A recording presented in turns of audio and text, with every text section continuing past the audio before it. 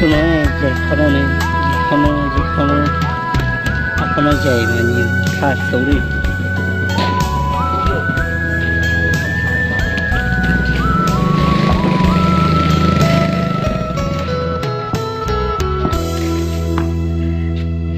Chặt cho tu này cho khu chứ vậy.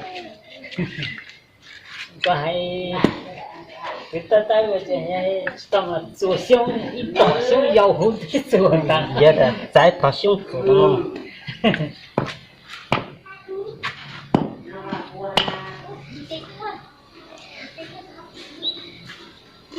Thấy nó đi ha, cái quần không thấy nó đi ha. Đây, cái đó dùng cái này mà dùng nó.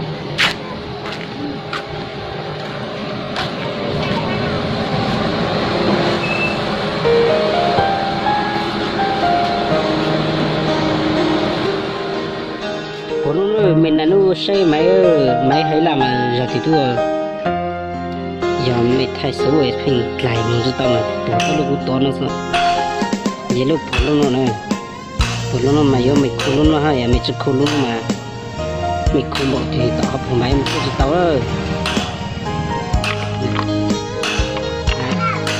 nó làm mò thì em phải lấy tôi phải đi nào có san lấy tôi này.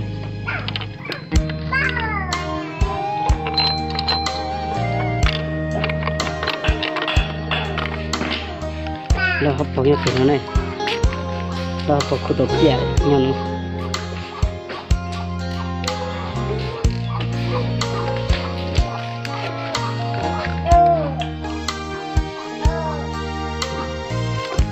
nó thọ tạo cái nó này, thằng nó này,